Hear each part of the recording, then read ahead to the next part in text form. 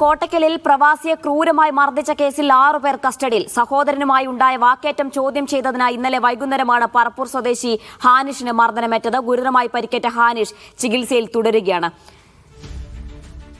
ജംഷീർ കൊടിഞ്ഞി ചേരുന്നുണ്ട് വിശദാംശങ്ങൾ നൽകാനായി. ജംഷീർ, ഈ കസ്റ്റഡിയിലായ 6 പേർ ആരൊക്കെയാണ്? എങ്ങനെയാണ് പ്രതികൾ പിടിയിലാകുന്നത്? ഇയാളുടെ ആരോഗ്യനില, മർദ്ദനമേറ്റയാളുടെ ആരോഗ്യനില എങ്ങനെയുണ്ട്?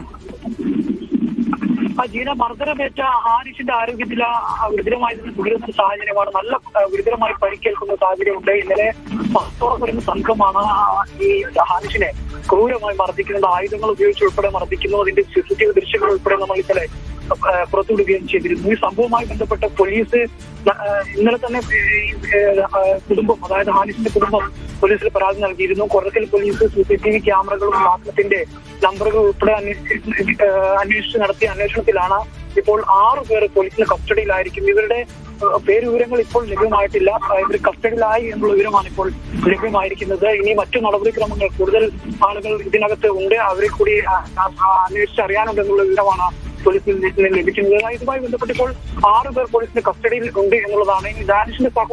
ഹാനിഷിന്റെ സഹോദരനെ ഈ സംഘം ആക്രമിക്കാൻ ശ്രമിക്കുകയും ഇതുമായി ബന്ധപ്പെട്ട തർക്കം ചോദ്യം ചെയ്യാൻ വന്നപ്പോഴാണ് പ്രവാസിയായ ഹാനിഷിനെ ക്രൂരമായി മർദ്ദിക്കുന്ന ഒരു സാഹചര്യം ഉണ്ടായത്. ഇദ്ദേഹത്തിന്റെ ദേഹത്ത് കൂടെ വാഹനം കയറ്റിറക്കിയിട്ടുള്ള ആരോപണം കൂടി കുടുംബം പറയുന്നു. അങ്ങനെ ഗുരുതരമായ വാര്യലുകൾക്ക് ഉൾപ്പെടെ പരിക്കേറ്റ്, ലംഘനമുൾപ്പെടെ പരിക്കേറ്റ് ഗുരുതരമായ ഒരു അവസ്ഥയിൽ ഇപ്പോൾ കോട്ടക്കലിലെ സ്വകാര്യ ആശുപത്രിയിൽ ചികിത്സയിൽ കഴിയുന്ന ഒരു സാഹചര്യമാണ് ഹാനിഷിനുള്ളത്. ഈ സംഘത്തിന്റെ കയ്യിൽ തോക്ക് ഉൾപ്പെടെയുള്ള എയർഗൺ ഉൾപ്പെടെയുള്ള ഉണ്ടായിരുന്നു, നെഞ്ചക്ക് ഉൾപ്പെടെയുള്ള ഇതെല്ലാം ഇത്തരത്തിലുള്ള ആയുധങ്ങളെല്ലാം ഉപയോഗിച്ചുകൊണ്ടായിരുന്നു ക്രൂരമായി മർദ്ദിക്കുന്ന ഒരു സാഹചര്യം ഉണ്ടായിരിക്കുന്നത്. ഏതായാലും പോലീസ് ഇതിൽ തുടരന്വേഷണം നടത്തുകയാണ്. ഇപ്പോൾ 6 പേർ അറസ്റ്റിലായിട്ട് ഇനിയും ആളുകൾ പിടികൂടാനുണ്ടെന്നാണ് പോലീസ് പറയുന്നത്.